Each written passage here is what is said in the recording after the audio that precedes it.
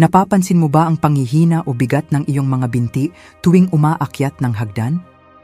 Akala ng marami, normal lang ito sa edad na 60 pataas. Pero alam mo ba na ang mga iniinom mong bitamina at kinakain araw-araw ay maaaring siyang sumisira sa iyong lakas?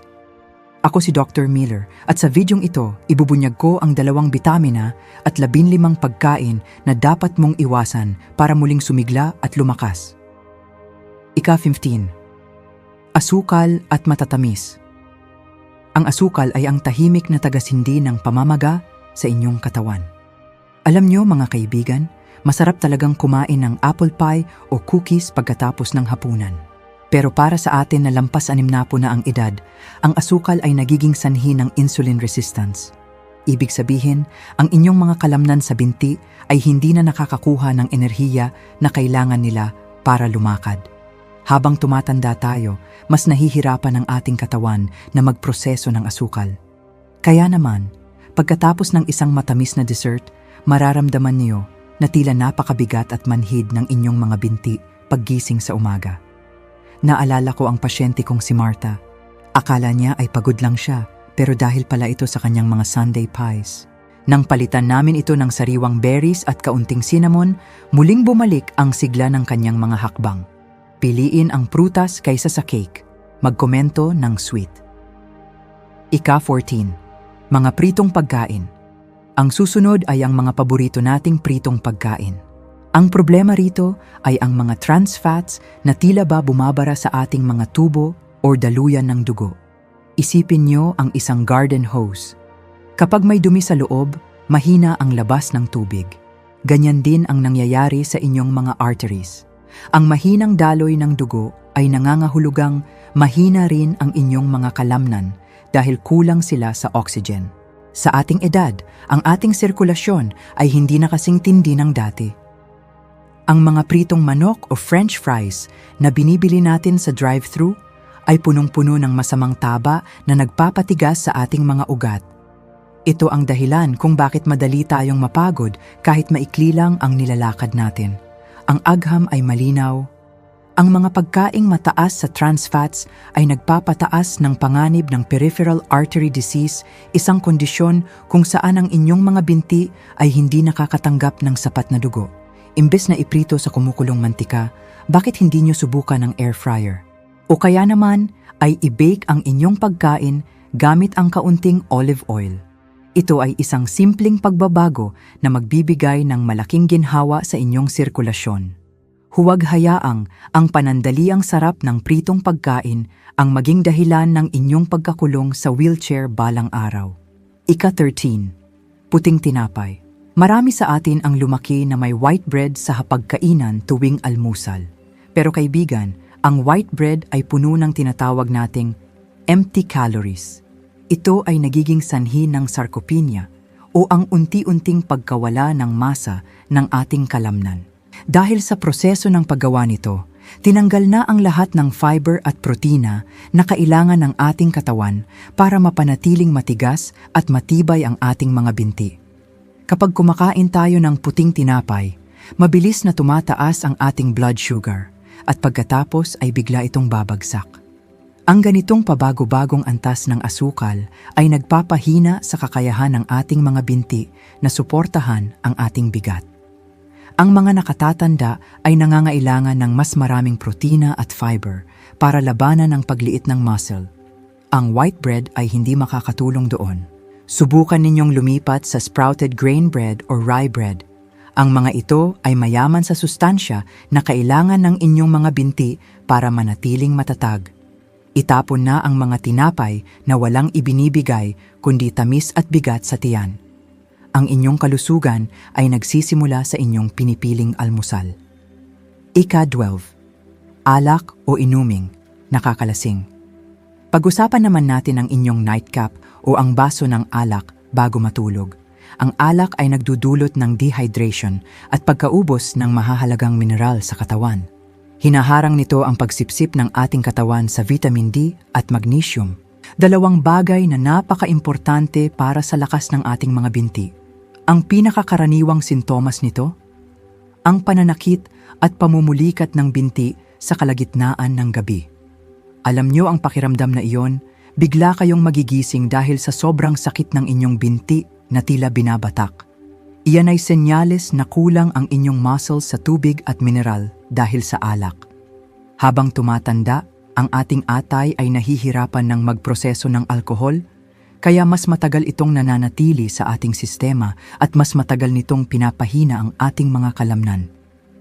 Ang payo ko sa inyo, limitahan ang pag-inom. Kung hindi maiwasan, isang baso lamang at siguraduhing uminom ng 16 na ounces ng tubig kasabay nito. Kailangan nating panatilihing hydrated ang ating mga kalamnan para maiwasan ang panghihina. Ang tubig ay libre, ang gamot sa pamumulikat ay mahal. Piliin natin ang tubig. Ika-11. Mga karneng prosesado panghuli sa bahaging ito ay ang mga processed meats tulad ng bacon, ham at sausages. Ito ay punong-puno ng sodium at nitrates. Ang sobrang asin o sodium sa katawan ay nagiging sanhi ng water retention. Ito ang dahilan kung bakit ang inyong mga bukong-bukong ay namamanas o namamaga pagdating ng hapon. Naalala ko si Jerry? Si Jerry ay isang retiradong sundalo na mahilig sa ham sandwich araw-araw. Napansin niya na tuwing hapon, hindi na niya maisuot ang kanyang mga paboritong sapatos dahil sa sobrang pamamaga ng kanyang mga paa. Ang pakiramdam niya ay tila may nakatali na mabigat na bakal sa kanyang mga binti. Nang tanggalin namin ang mga deli meats sa kanyang dieta at pinalitan ito ng sariwang inihaw na manok o nilagang itlog, sa loob ng 1 buwan, nawala ang manas at bumalik ang gaan ng kanyang paglalakad. Ang agham ay hindi nagsisinungaling, ang sobrang nitrates ay nakakasira rin sa daloy ng dugo. Itigil na ang pagbili ng mga nakabalot na karne sa grocery. Mas mabuting magluto ng sariling manok o gumamit ng itlog bilang source ng protina. Mas mura ito at mas ligtas para sa inyong mga binti. Huwag nating hayaan na ang isang sandwich ang maging dahilan kung bakit hindi na natin magawang lumabas ng bahay at maglakad-lakad sa parke. Ang inyong kalayaan ay nakadepende sa inyong kinakain. Ika-10. Instant noodles, ang bomba ng asin. Marami sa atin ang nagnanais ng mabilis at madaling pagkain, lalo na kung tayo ay nag-iisa na sa bahay. Ngunit ang instant noodles ay isang malaking bitag. Ito ang tinatawag nating salt bomb. Sa loob ng bawat maliit na pakete, mayroong napakataas na antas ng sodium na higit pa sa kailangan ng ating katawan sa loob ng isang buong araw. Bilang inyong doktor, ipapaliwanag ko kung bakit ito mapanganib. Ang sobrang asin ay nagiging sanhi ng high blood pressure. Kapag mataas ang presyon, ang inyong mga ugat ay kumikipot at tumitigas. Dahil dito, ang dugo na dapat ay nagdadala ng lakas sa inyong mga binti ay nahihirapang dumaan. Habang tayo ay tumatanda, ang ating mga bato o kidneys ay hindi na kasing bilis magsala ng asin tulad ng dati. Ang sodium na ito ay nananatili sa ating daluyan ng dugo, humihigop ng tubig at nagdudulot ng pamamaga. Napapansin niyo ba na paggising niyo sa umaga, ang inyong mga paa ay parang mga unan sa lambot dahil sa manas? O kaya naman ay parang may nakatali na mabigat na tingga sa inyong mga sakong? Iyan ay dahil sa water retention na dulot ng sobrang asin. Ayon sa mga pag-aaral mula sa American Heart Association, ang labis na sodium ay direktang nauugnay sa peripheral artery disease, kung saan ang mga binti ay hindi nakakakuha ng sapat na oxygen. Itapon na ang mga flavor packets na iyan. Huwag nating hayaan na ang 2 minutong pagluluto ay maging sanhi ng habambuhay na paghihirap sa paglalakad. Tandaan, ang mga sariwang gulay at natural na pampalasa tulad ng bawang at sibuyas ay higit na mas mabuti kaysa sa anumang chemical na nasa pakete. Naalala ko si Mrs. Higgins, isang retiradong guro mula sa Ohio. Dahil mag-isa na siya, halos gabi-gabi ay cup noodles ang kanyang hapunan. Dumating ang panahon na hindi na niya kayang maglakad hanggang sa mailbox dahil sa sobrang bigat ng kanyang mga binti. Nang palitan namin ang kanyang hapunan ng isang mabilis, 10 minutong soup gamit ang low-sodium broth at mga frozen veggies, nawala ang kanyang manas at bumalik ang sigla ng kanyang mga hakbang.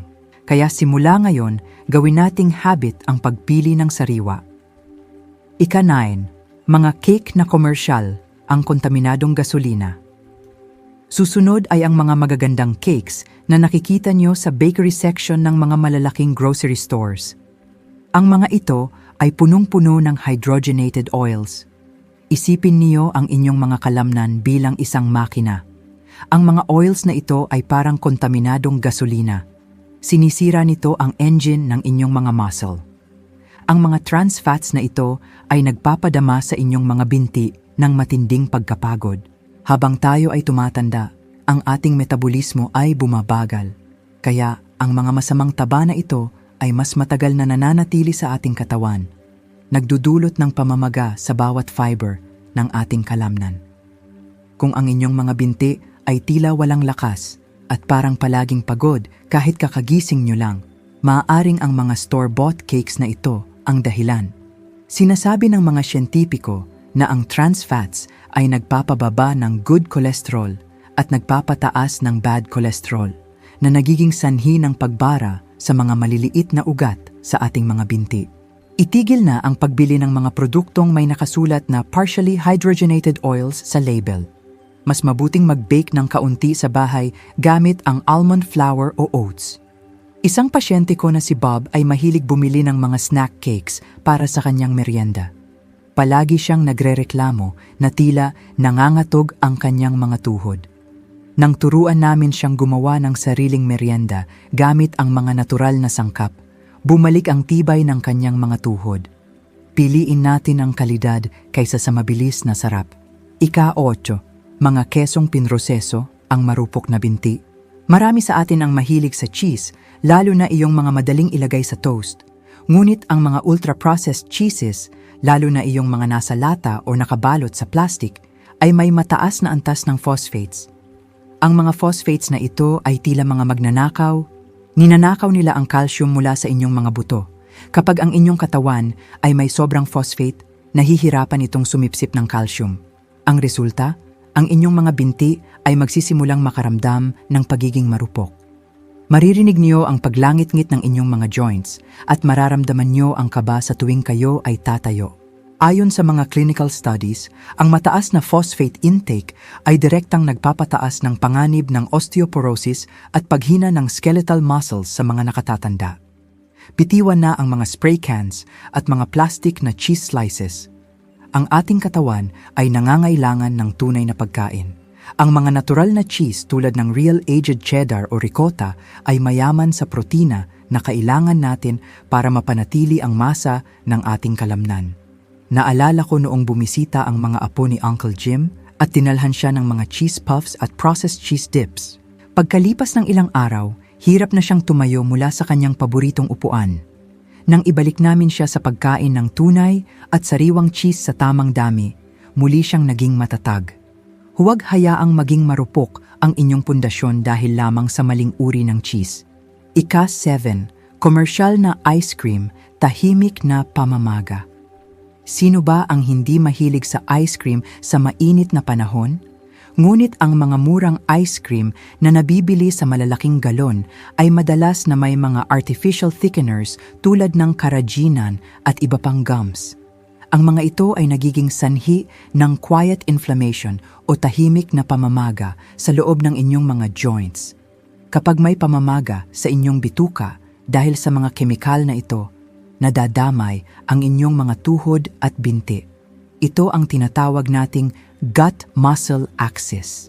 Ang pamamaga ay nagsisimula sa tiyan at kumakalat sa inyong mga kasukasuan.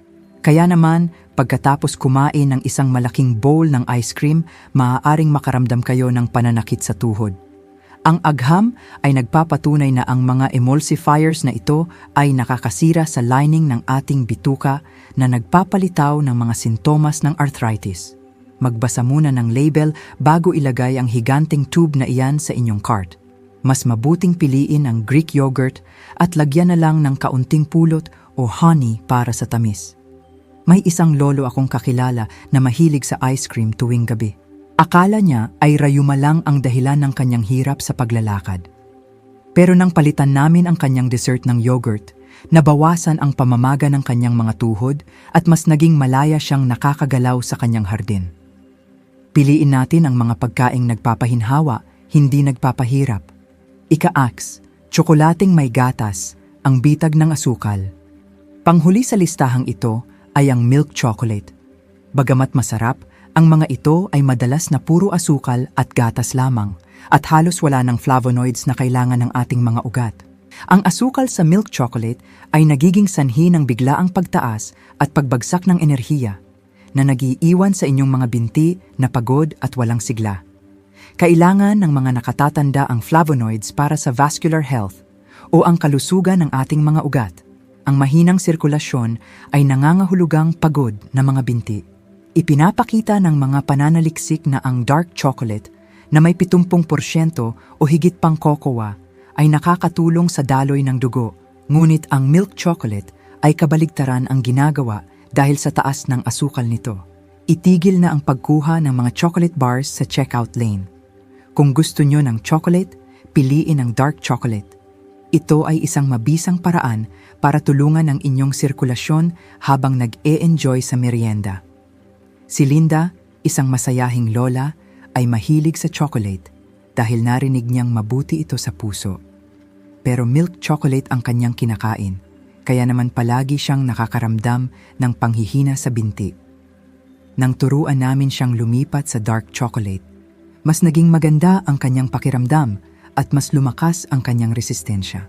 Tandaan, ang tamang pagpili ay ang susi sa mahabang buhay at malakas na mga binti. Huwag nating hayaang mabitag tayo sa tamis na magdadala sa atin sa panghihina. Ikawim, mga pagkaing nakalata. Pag-usapan natin ang inyong pantry. Napakadaling kumuha ng isang lata ng sopas o beans kapag hindi na natin gustong magtagal sa kusina. Pero ang mga pagkaing nakalata ay may itinatagong panganib. Ang BPA at sobrang sodium. Ang BPA ay isang kemikal sa lining ng mga lata na nagdudulot ng metabolic stress. Kapag ang inyong metabolismo ay pagod, ang inyong enerhiya ay nauubos bago pa man ito makarating sa inyong mga binti. Habang tayo ay tumatanda, ang ating katawan ay nahihirapan ng magsala ng mga toxins na ito. Ang resulta, isang pakiramdam ng palagiang pagkapagod. Ayon sa mga pag-aaral, ang labis na sodium sa mga dilatang ito ay nagpapabigat sa inyong cardiovascular system na siyang nagpapahina sa daloy ng dugo patungo sa inyong mga kalamnan. Itapon na ang mga dilatang puno ng asin. Mas mabuting gumamit ng mga frozen veggies dahil ang mga ito ay kasing bilis ihanda pero hamak na mas malinis at mas ligtas para sa inyong lakas. Naalala ko si Robert, isang kapitbahay ko sa Florida. Halos lahat ng kanyang pagkain ay galing sa lata dahil ayaw na niyang mag-slice ng gulay. Napansin niya na tila wala na siyang lakas tumayo mula sa kanyang duyan. Nang palitan namin ang kanyang mga dilata ng mga sariwa at frozen na pagkain, muli siyang nagkaroon ng sigla na maglakad-lakad sa tabing dagat. Piliin natin ang pagkaing magbibigay sa atin ng buhay, hindi ng bigat. Ika-4, mga biskwit at sitsirya. Sino ba ang hindi mahilig kumuha ng ilang pirasong cookies habang nanonood ng balita sa hapon? Ngunit ang mga processed snacks na ito ay puno ng trans fats. Ang mga masamang taba na ito ay tila ba hinaharangan ang daloy ng oxygen-rich blood patungo sa inyong mga binti. Ito ang dahilan kung bakit pakiramdam nyo ay nangangatog o hindi matatag ang inyong pagtayo. Ang agham ay malinaw, ang trans fats ay nagpapatigas sa inyong mga ugat. Kapag ang inyong mga binti ay hindi nakakakuha ng sapat na dugo, sila ay manghihina. Huwag nating hayaan na ang isang maliit na snack ay maging sanhi ng inyong pagkatumba. Imbes na cookies, kumuha ng isang dakot ng hilaw na walnuts o almonds. Ang mga ito ay mayaman sa protina at mabuting taba na kailangan ng inyong mga kalamnan para manatiling matibay. Ika-3, Vetsin o MSG kaibigan. Ang MSG ay hindi lang matatagpuan sa mga Chinese takeout. Ito ay nakatago sa marami nating paboritong seasonings, instant soups, at kahit sa mga meriendang akala natin ay healthy. Ang MSG ay isang uri ng neuroexcitotoxin. Ibig sabihin, pinupuwersa nito ang inyong mga nerve signals na mag-overdrive na kalaunan ay nakakaapekto sa pagkontrol ng inyong mga kalamnan. Ang pinakakaraniwang sintomas nito sa ating edad? Ang panginginig o shaky legs. Kung napapansin nyo na parang may sariling buhay ang inyong mga binti at bahagyang nanginginig sa tuwing kayo ay tatayo, maaaring ang MSG sa inyong pampalasa ang dahilan. Itigil na ang paggamit ng mga artificial seasonings. Mag-umpisa tayong gumamit ng sariwang bawang, sibuyas o lemon juice para bigyan ng sarap ang ating pagkain. Mas ligtas ito para sa inyong mga nerves at muscles. Ikadua, sobrang bitamina A, narito na tayo sa bahaging ikabibigla ninyo. Akala natin basta bitamina ay mabuti na. Pero ang sobrang vitamin A, lalo na iyong galing sa mga supplements na binibili natin sa Walgreens or CVS, ay maaaring maging lason sa ating katawan. Kapag nasobrahan, nagkakaroon tayo ng liver and joint overload. Habang tayo ay tumatanda, ang ating katawan ay hindi na kasing bilis mag-alis ng sobrang bitamina tulad noong tayo ay bata pa. Ang vitamin A ay naiipon sa ating taba at atay na nagiging sanhi ng bone demineralization at matinding pananakit ng kalamnan. Ang pakiramdam nito ay tila isang malalim na kirot sa inyong mga balakang at binti na hindi nawawala. Ayon sa mga clinical research, ang sobrang vitamin A ay nagpapahina sa tibay ng ating mga buto. Huwag basta-basta uminom ng supplements nang walang payo ng doktor. Makuha natin ang ating vitamin A mula sa mga natural na pagkain tulad ng carrots at spinach. Mas ligtas ito dahil hindi ito maiipon ng labis sa inyong katawan. Magkomento kayo ng surprised sa ibaba kung hindi ninyo akalain na ang bitamina ay maaari palang makasama sa ganitong paraan. Ikauno, sobrang bitamina D ang pinakamapanganib. At ang huli sa ating listahan, ang bitamina na itinuturing nating bayani pero maaari palang maging kaaway kapag nasobrahan ang vitamin D. Maraming mga lolo at lola ang uminom ng mataas na dose nito para sa buto. Ngunit ang sobrang vitamin D ay nagdudulot ng hypercalcemia o ang sobrang pagtaas ng calcium sa dugo. Imbes na pumunta sa inyong mga buto, ang calcium na ito ay namumuo sa inyong mga muscles at tendons. Ang resulta? Paninigas ng binti, muscle burning, at matinding pagkapagod ng inyong mga bato. Ito ang dahilan kung bakit ang pag-akyat sa hagdan ay parang isang parusa. Hindi dahil sa edad, kundi dahil ang inyong mga kalamnan ay literal na tumitigas dahil sa calcium deposits. Ang payo ko sa inyo, bago uminom ng mataas na dose ng vitamin D, magpa-blood test muna kayo sa inyong doktor. Kailangan nating mahanap ang tinatawag na sweet spot, ang sapat lang na dami para sa ating kalusugan. Naalala ko si Frank, ang aking pasyente. Akala niya ay mas marami, mas mabuti. Nang bawasan namin ang kanyang supplements at itinama ang kanyang dose, muli siyang nakapagbisikleta kasama ang kanyang apo. Tandaan, kaibigan, ang moderation ang susi sa kalusugan at sa inyong kalayaan. Magpakatatag tayo at laging maging mapanuri sa ating mga iniinom. Ang pag-aalaga sa iyong mga binti ay pag-aalaga sa iyong kalayaan. Ang maliliit na pagbabago sa pagkain at tamang bitamina ay susi para manatiling aktibo. Magkomento sa ibaba. Anong isang maliit na pagbabago ang gagawin mo ngayong linggo? Huwag kalimutang mag-subscribe at i-share ang videong ito sa mga kailangan ito. Manatiling malakas at aktibo. Hanggang sa muli, pagpalain kayo ng Diyos.